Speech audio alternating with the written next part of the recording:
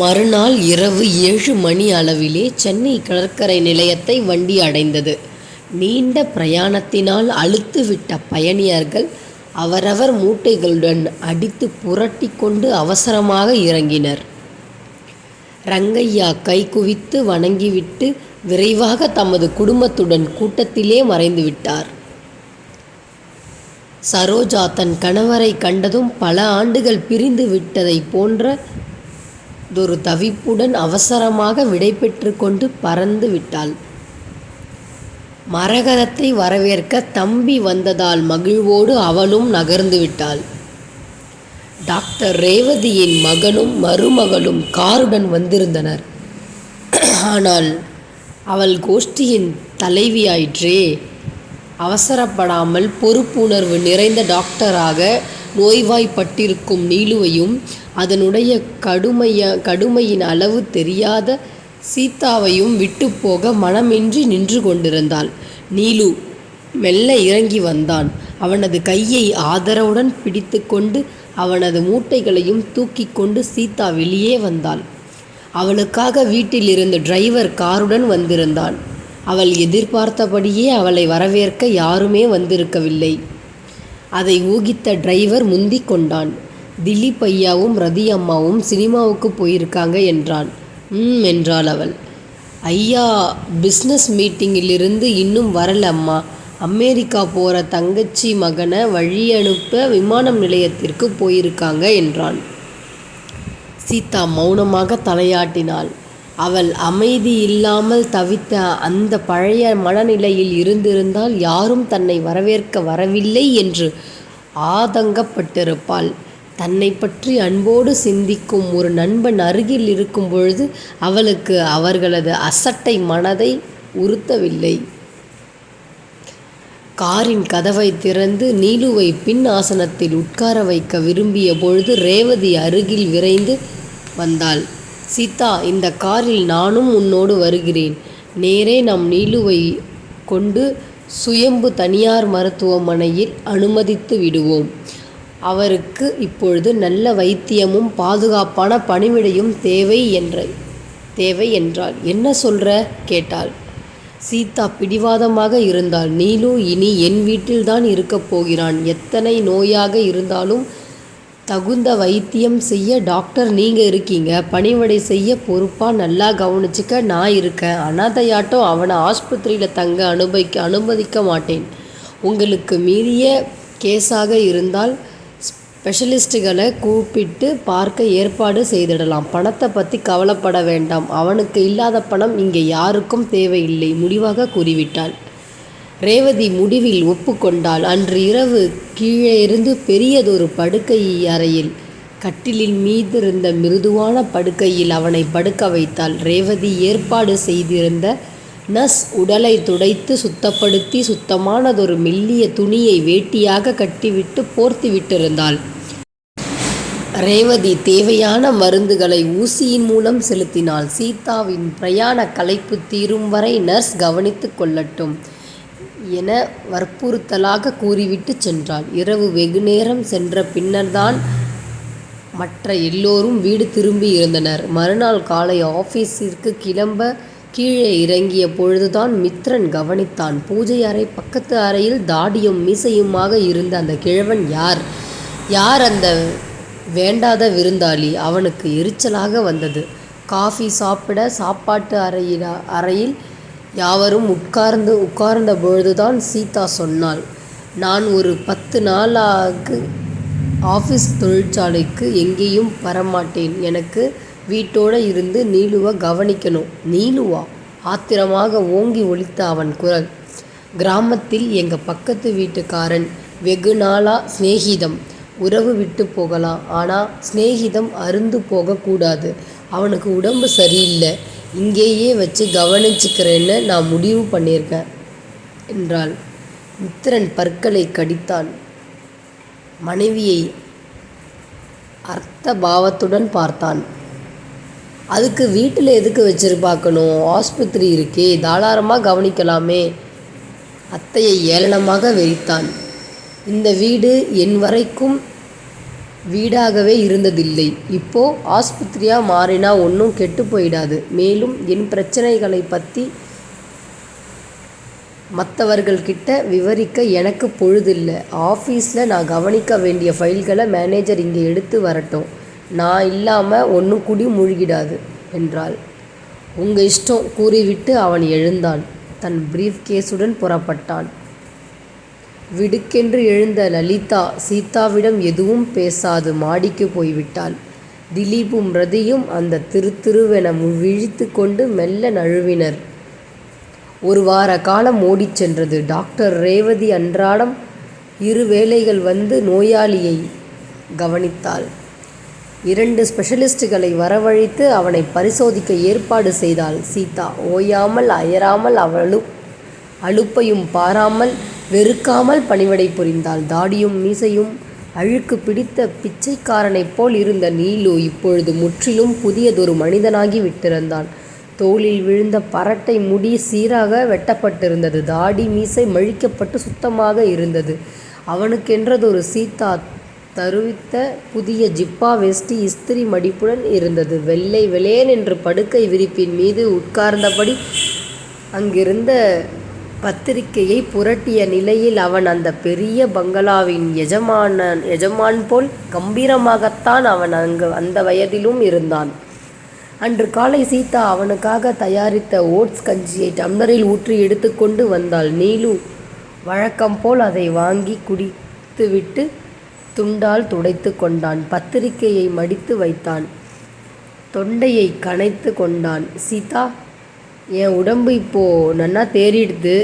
இன்னும் 2 நாளில் நான் கிளம்பலான்னு இருக்கேன். எங்கே? சீதா அதட்டினாள். என் போல் ஆசாமிக்கு இந்த பரந்த பாரத கண்டத்தில் இடமா இல்லை. நீ எங்கேயும் போக போகிறதில்ல. இதுதான் உன் வீடு, தெரிஞ்சுக்கோ, சீதா கண்டிப்புடன் கூறினாள். இதனால் உனக்கு ரொம்ப கஷ்டம் ஏற்படும் தெரியுமா என்றான் அவன். நீலு, நீ எனக்காக பட்ட கஷ்டங்களே 1000ல் 1 பங்கு கூட இது கிடையாது. சின்ன வயசில் துணிவோடு எனக்கு ஒரு நல்ல நண்பனா துணையாக இருந்த. இந்த வயசில் தன்னந்தனியே தடுமாறி கொண்டு இருக்கிற எனக்கு உன் உற்சாகமான பேச்சு துணை தேவை. அதனால் நீ எங்கேயும் போக அனுமதிக்க மாட்டேன். ஆவேசமாக அவள் பேசினாள். ஹாஹா என அவன் உரக்க சிரித்தான். வீடு முழுவதும் அந்த உற்சாக சிரிப்பில் கலகலத்தது. உன் உடம்பு கொஞ்சம் தேரட்டும், பிறகு கேட்கலான்னு இருந்தேன். நான் ஹாஸ்டலில் படிச்சுட்டு இருந்தப்போ ஒரு தடவை வந்துட்டு போனேன். அதுக்கப்புறம் திடீர்னு உன்னை பற்றிய ஒரு தகவலுமே இல்லாமல் போயிடுச்சு. நான் எவ்வளோ வருத்தப்பட்டிருப்பேன் தெரியுமா? இடையில் நீ என்னை பார்க்கவே வரவே இல்லையே. நீ என்ன பண்ணிகிட்டு இருந்த? உன்னை பற்றியே தான் நான் நினச்சிக்கிட்டு வருத்தப்பட்டுக்கிட்டு இருப்பேன். நான் இவ்வளவு பெரிய பங்களாவில் பாலும் பழமும் சாப்பிட்டுக்கிட்டு சந்தோஷமாக இருந்தேன். ஆனால் நீலு, நீ என்ன பண்ணுறியோ? தங்க இடம் இல்லாமல் மரத்துக்கடியில் படுத்திருக்கியோ, ஏதோ திண்ணையில் படுத்திருக்கியோ அப்படின்னு நினப்பேன். இப்படியெல்லாம் நினச்சி என் மனசை போட்டு குதறி கொண்டு வருந்திக்கிட்டே தான் இருப்பேன்னு சொன்னால் நீ நம்புவியா நீலு? நம்புகிற சீதா. உன்னை எனக்கு தெரியாதா? உன்மேல் மனஸ்தாபம் பட்டுண்டு நான் ஒளிஞ்சு வாழலை. வேலை கிடைச்சப்போ உனக்கு பணம் அனுப்பினேன். நன்னா படித்த உனக்கு உபகாரம் சம்பளம் கிடைக்குதுன்னு தலைவி என்கிட்ட சொல்லியிருந்தா. எனக்கே சாப்பாட்டுக்கு திண்டாட்டமாக ஆயிடுச்சு. உன் படிப்புக்கு துணி அனுப்ப முடியல. அதை பற்றி கேட்கல நீலு. நீ வடக்க எதுக்காக திரிஞ்சிட்டு இருந்த? அதுவா? அது ஒரு பெரிய கதை, வேடிக்கையானது. இத்தனை வருஷம் கழித்து இப்போ நீயும் நானும் சந்தித்த மாதிரி அப்போ வடக்க எனக்கு ஒரு சந்திப்பு ஏற்பட்டது. புரியும்படி சொல்ல என்றாள். என் அக்கா செத்துப்போனது எங்கள் அப்பா என்னையும் அம்மாவையும் விட்டுட்டு தலைமறைவாகி ஓடிட்டாரு. அது உனக்கு தெரியும் தானே? அக்காவின் துர்மரணத்தில் அவர் மனசு வெறுத்து சன்னியாசியாக போயிட்டார்னு ஊரில் பேசிண்டா. ஆனால் அவருக்கு குடிப்பழக்கம் உண்டு என்கிறதும், எத்தனை காலம் அதை ஒழிச்சு மறைச்சி அந்த ஊரில் பண்ண முடியும் அப்படிங்கிறதும் ஒரு நாள் தெரிஞ்சிட்டா என்ன ஆகும் என்ற பயத்தில் தான் அவர் ஓடிட்டார். இந்த உண்மை அம்மாவுக்கும் தெரியும். ஆனால் பதிபக்தி அவள் வாயை திறக்கலையே. பாவம் உங்கள் அம்மா என்றாள் சீதா. வடக்கே வேலைக்கு அலைஞ்சேன். அப்போ அலகாபாத்தில் ஒரு வங்காளி நண்பன் கிடைச்சான். அவனும் என்னை போல அன்றாடம் காட்சி தான். எனக்கு வேலை இல்லாத சமயம் எனக்கு சோறு போட்டான். அவன் தம்பி குஜராத்தில் ஆஸ்பத்திரியில் கிடந்தான். அவனை பார்க்க கிளம்பிய சிநேகத்துடன் நானும் ஆஸ்பத்திரிக்கு போன பொழுதுதான் அந்த சந்திப்பு ஏற்பட்டது. யாரோட நிலு என்று சீதா பதட்டத்தோடு கேட்டாள். சாக்ஷாத் என்னை பெத்த அப்பாவோட ஒரு சந்திப்பு. அதே வார்டில் அவரும் ஒரு நோயாளி. என்னை கண்டதும் அடையாளம் கண்டு கொண்டார். ஓ என அழுதார். நீலு, என்னை ஊருக்கே அழைச்சிண்டு போயிடுடா, காவிரி தீர்த்தத்தில் என்னை கரைச்சிருடா என்று கையை பிடித்து சுண்டு கதறினார். ஊருக்கு அழைச்சிண்டு போனியா நீலு என்றாள் சீதா. எப்படி முடியும்? அவர் குடித்து லிவர் கெட்டு சாக கிடக்கிறாரு. இந்த நிலையில் ஒரு ஊருக்கு தான் போக முடியும்.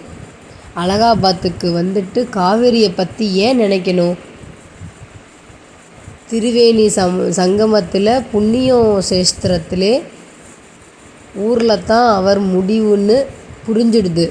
காவேரியும் கங்கையும் ஒன்று, தெற்கும் வடக்கும் ஒன்றுதான்னு சொல்லிட்டேன். அவர் காரியத்தை மகன் அப்பனுக்கு செய்கிற கடைசி காரியங்கள் அனைத்தையும் முடித்தேன். நீலு குரல் கம்ம சற்று நிறுத்தினான். உடனே ஊருக்கு திரும்பி இருக்கலாமே சீதா கேட்டாள். எப்படி முடியும்? இந்த வயசில் என் அப்பாவை நம்பி ஒருத்தி அவரிடம் மாட்டிக்கிட்டு இருந்தா. என் சித்தி ஒரு வடநாட்டு பெண். வறுமை வைத்தியம் என்று அவளுக்கு வாரி வழங்கிவிட்டு அப்பா போய்விட்டார். அவளே ஒரு நோயாளி. எனக்கு பிள்ளை குட்டி கிடையாது. இந்த மனுஷனை நம்பி இத்தனை வருஷம் கூட இருந்தேன். இப்போ என்ன செய்வேன்னு அழுதாள். அவளை காப்பாற்ற கொஞ்ச காலம் அங்கேயே கிடைச்ச வேலையை செஞ்சிட்டு இருந்தேன்.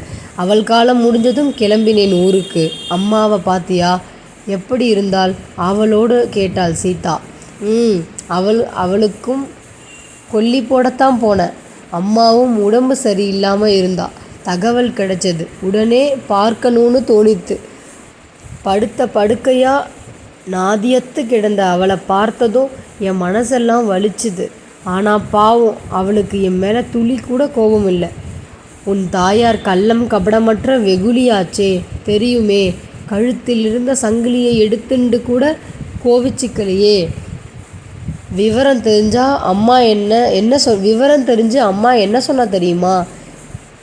எனக்கு வாழ கொடுத்து வைக்காத சங்கிலி ஒரு பொண்ணுக்காவது வாழ்வு கொடுத்ததே, அது போதுண்டா. இப்போவாவது நிஜத்தை சொல்லுடா. சீதா சௌகரியமாக இருக்காளா என்று கேட்டாள். சௌகரியமாக இருக்கா. ஒரு வேலை கிடச்சிருச்சு. அம்மா என் கையை எடுத்து கண்ணில் ஒத்தி கொண்டா. நல்லதே செய்கிற இந்த கையால் எனக்கு ஒரு கொல்லி போட்டுடுறா என்று அழுதாள். எத்தனை வெள்ளை மனசு அவளுக்கு. அவள் குரல் தடைப்பட்டது. அப்போது அப்பா போயிட்ட சமாச்சாரத்தை சொல்லலையா? என் தாயை நினைவு தெரிஞ்சு நாளிலிருந்து பூவும் பொட்டுமாக பல கஷ்டங்கள் நடுப்புற சிரித்த முகத்தோடு பார்த்த அந்த அழகான நினைவை உண்மையை சொல்லி கலைக்க விரும்பவில்லை. அதனாலே அப்பாவை பற்றி சொல்லாமல் அவளை சுமங்கலியாகவே கரையேற்றி விட்டேன்.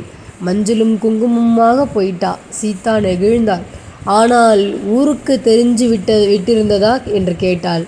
ஊரார் அம்மாவின் பிணத்தை எரிக்க கூட நம்ம மனுஷா யாரும் உதவி செய்யலை.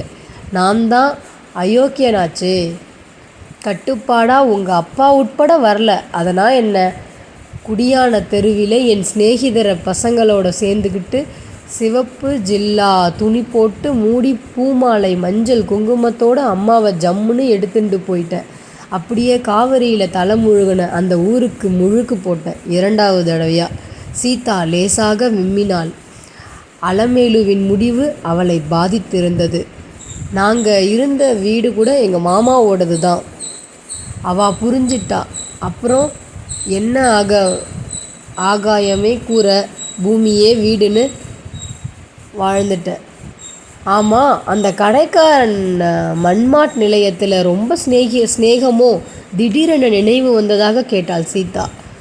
ஒரு விபத்து மூலமாக ஸ்நேகம் ஏற்பட்டது அவரோடு. அந்த ஒல்லி மனுஷன் வசித்த பகுதியில் நானும் பக்கத்தில் தான் வசித்து கொண்டு இருந்தேன். ஒரு நாள் அவங்க வீட்டில் நெருப்பு பற்றிருச்சு. அவங்க வீட்டுக்குள்ளார ஒரு குழந்தை வேற இருந்துச்சு. அந்த குழந்தைக்கே போய் காப்பாற்ற எல்லாரும் ரொம்ப தயங்கி தூரத்துல நின்றுட்டு இருந்தாங்க. ஆனால் நான் தான் ஓடி போய் அந்த குழந்தைய காப்பாற்றினேன். பாரு, தீக்காயங்கள் கூட வடுவாக இருக்கு என்று காமித்தான். சீதா நெஞ்சுருகி போனாள். இந்த நீலுவிற்கு இத்தனை சுத்தமான, விசாலமான, அன்பான இதயமா? என்ன யோசிக்கிற? எப்போ பாரு சதா வம்பு தும்புலே மாட்டிக்கிற ஜென்மண்டா இவன்னு நினைக்கிறியா என்று நீலு சிரித்தான். இல்லை நீலு, நீ அப்படி உதவி செஞ்சு கூட காஃபிக்கு அவங்கிட்ட காசு கொடுத்தியேன்னு நினச்சேன். சேச்சே, நீ இன்னும் என்னை புரிஞ்சிக்கல. ஏனாமா அவன் காஃபியை குடிச்சிட்டா என் உதவியை காசுக்கு விற்ற மாதிரி ஆயிடும். அத்தனை மட்டமானவன் நான் சீதா.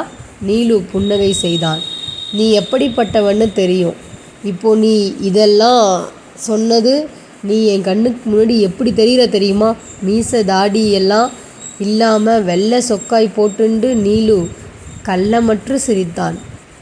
அடியும் முடிவும் தெரியாம அர்ஜுனனை பிரமிக்க வைத்த விஸ்வரூபத்தில் தரிசனம் கொடுத்தாரே கிருஷ்ணர், அந்த பரமாத்மா அதே திருவுருவிலே உன் மனசோட தாளாரத்தின் அடியும் முடிவும் தெரியாம நான் பிரமிக்கிற நீலு. நீ உண்மையிலே மனிதனா அல்லது தேவனா? உணர்ச்சியுடன் கேட்டாள் சீதா. நீலு வழக்கம்போல் வேடிக்கையாக சிரித்தான். பைத்தியக்காரி, என்ன நன்னா பாரு, நான் சாதாரணமானவன். குற்றங்கள் நிறைந்த பலவீன உணர்வுகளுக்கு அடிமையாகும் கேவலமான ஒரு மனிதன். என்ன சாமியாக்காத. மீண்டும் சிரித்தான். சீதாவின் கண்களிலிருந்து முத்துக்கள் போல் கண்ணீர் உருண்டு சிதறியது.